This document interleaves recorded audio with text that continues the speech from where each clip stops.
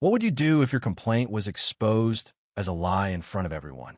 In the bustling aisles of Toy Haven, Karen strutted in with a battered toy set, her voice sharp enough to cut glass. She demanded a refund, claiming the cheap spaceship model was defective, unfit for her son's playtime. Her eyes gleamed with entitlement, her words dripping with disdain for the store's quality. Customers paused, sensing a storm brewing. The young cashier, Mia, barely 20, stood frozen as Karen's tirade grew louder, accusing the store of scamming families with shoddy products.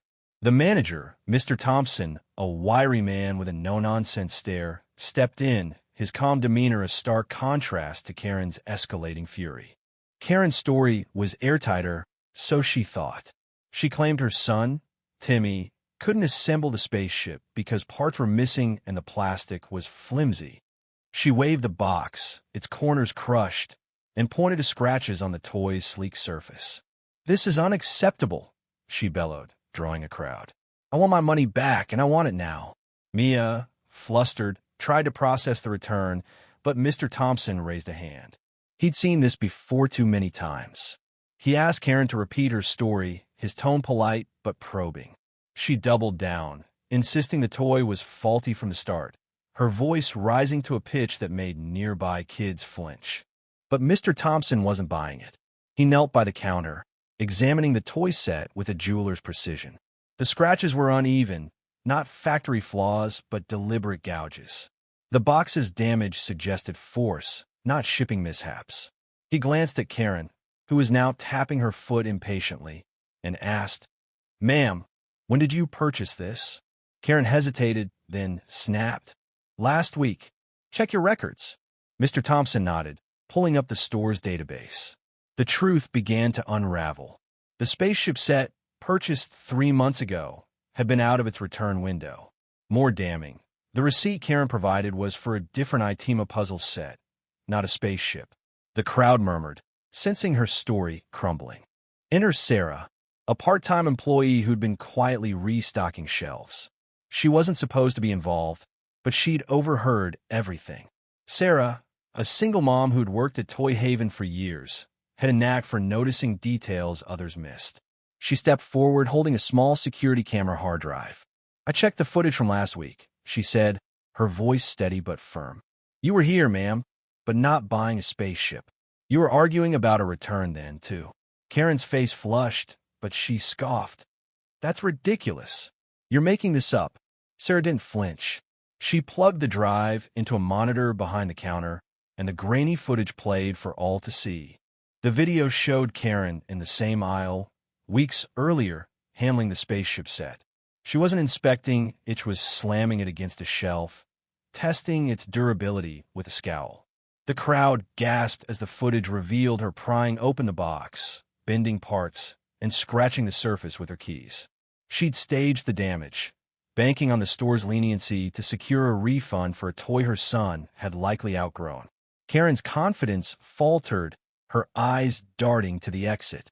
"This is outrageous," she shouted, but her voice lacked conviction. Mr. Thompson crossed his arms.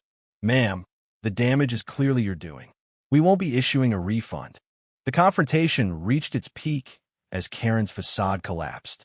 She lunged forward, knocking over a display of action figures in a desperate bid to deflect blame. "You're all liars. You're trying to humiliate me," she screamed, her hands shaking. Customers stepped back, some recording on their phones, others whispering in disbelief. Mia, now finding her courage, spoke up. "We have kids come in here every day, saving their allowance for these toys. You broke this one on purpose." The accusation landed like a punch, and Karen's eyes widened, caught in her own web. Sarah added, "We also found your online review from yesterday, claiming the toy was unplayable. You posted it before you even came in today." Karen's defiance shattered. The crowd's stares bore into her, and the weight of her actions pressed down. She'd planned to exploit the store's goodwill, but her scheme had backfired spectacularly. Mr. Thompson, still calm, delivered the final blow. "We're banning you from Toy Haven, and we've reported this to our legal team for attempted fraud." Karen's mouth opened, but no words came. She grabbed her purse, The broken toy set left on the counter and stormed out, her heels clicking against the floor as the crowd parted. A child in the back whispered to his mom, "Why did she break it?" The question hung in the air, unanswered. As the store returned to its usual hum, Mia and Sarah began cleaning up the scattered action figures. Mr. Thompson thanked them, his stern face softening. "You two handled that better than I could have," he said. Sarah smiled faintly, thinking of her own daughter, who loved the spaceship set. "People like her forget what these toys mean to kids," she said. Mia nodded, her earlier nervousness replaced by a quiet pride. The customers, still buzzing from the drama, started sharing their own stories of entitled shoppers, turning the incident into a lesson about accountability. In the days that followed, Toy Haven posted a statement on their social media, not naming Karen, but emphasizing their commitment to honest customers. The post went viral, with thousands sharing stories of similar encounters. The store offered a discount to families, turning the fiasco into a celebration of community. Karen, meanwhile, faced her own reckoning online. Her review was flagged, and her name became a cautionary tale in local forums. The truth had not only exposed her, but inspired others to stand up against deceit. What do you think? Where's the line between a valid complaint and a shameless scam? Share your thoughts below.